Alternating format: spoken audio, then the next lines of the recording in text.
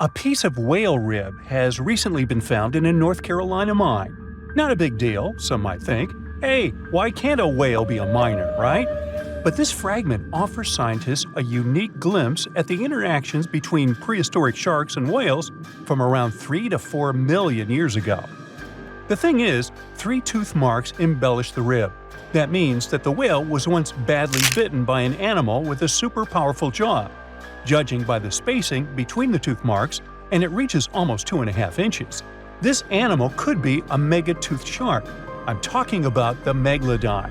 Or it could be a different shark species which was around at that time. The curvature of the shark's jaw shows that the animal was relatively small, between 13 and 20 feet long. Yeah, small. As for the whale, it seems to be the ancestor of a great blue or humpback whale. Researchers are amazed.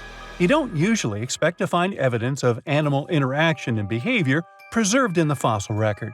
After examining the sample carefully, they concluded that the shark must have gone away with a mouthful, but the whale had survived because most of the fossil fragment is covered with what is known as woven bone. It quickly forms in response to localized infection. Such bone isn't particularly strong, and later the body remodels it into compact bone tissue. But it takes time.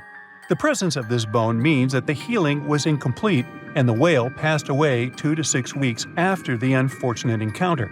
On the other hand, its demise could have been unrelated to the infection and injury. Only a handful of fossils show such kinds of interactions between ancient animals. You can often find bite marks on fossils indicating where the animal passed away and its carcass was scavenged. But this fossil is one of a few examples that not only show a wound inflicted by another animal, but also demonstrate that the prey survived. All fossils are exciting for paleontologists. Yes, they need to get out more. But some might look terrifying to regular people. For example, look at this picture of tentacle arms and octagonal-shaped heads. When it first appeared in mass media, internet users claimed that it was some ancient organism that had come from space. Others thought the story was fake, but in fact, both the picture and the fossil are real. The fossil is known as a mortality plate, a fossilized representation of a mass extinction event of one or several species.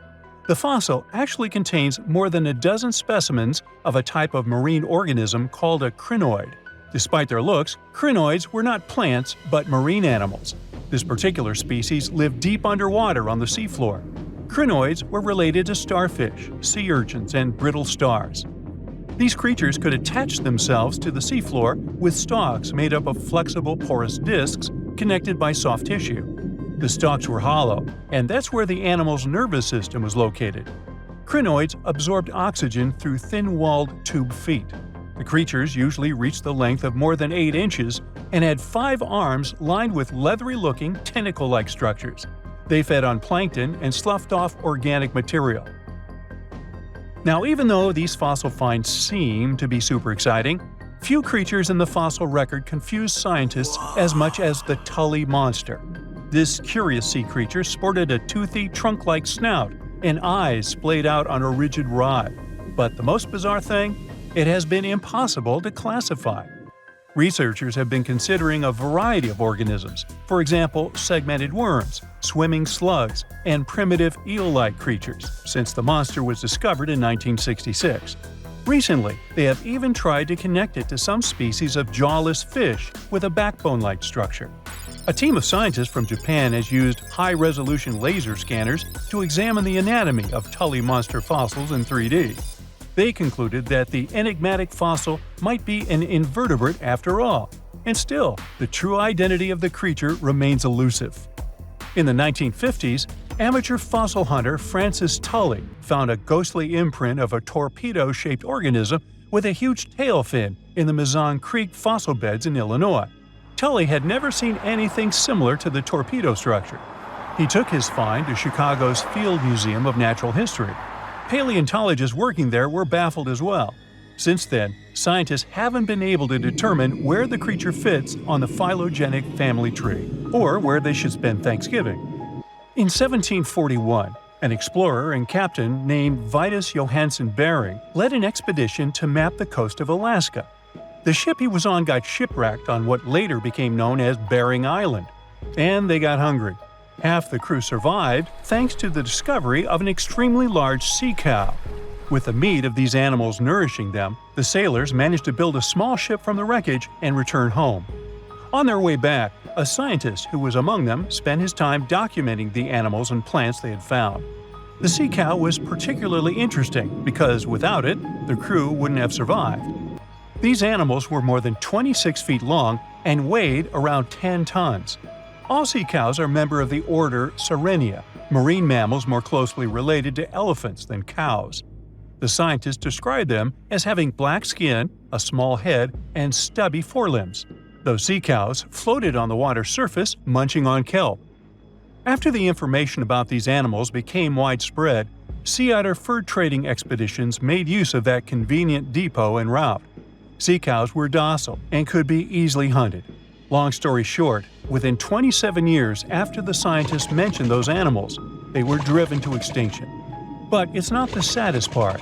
The fossil record reveals a much deeper and darker history. Fossils of sea cows have been discovered all over the world, from Japan to Mexico.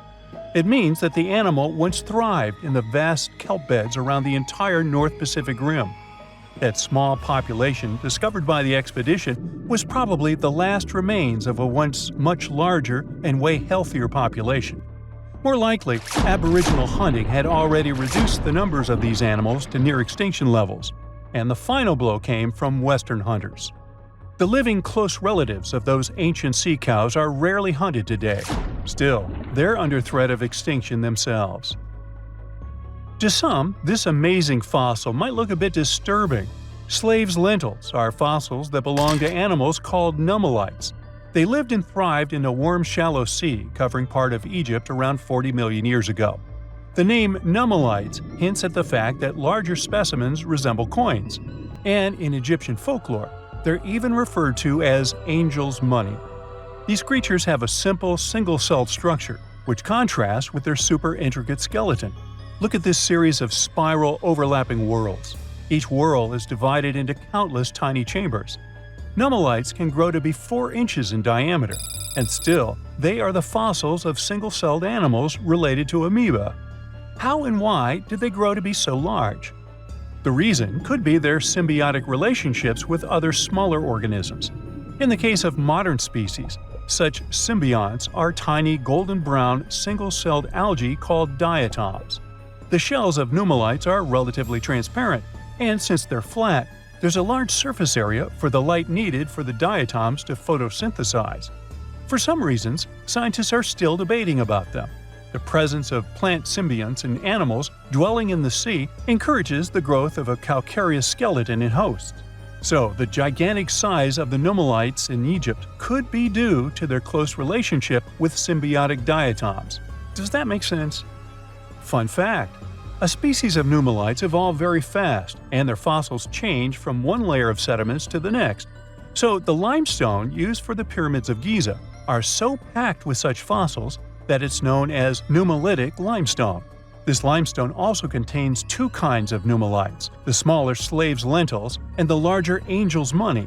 But those are not different species, but rather different stages in the life cycle of a single species. That's it for today. So hey, if you pacified your curiosity, then give the video a like and share it with your friends. Or if you want more, just click on these videos and stay on the bright side.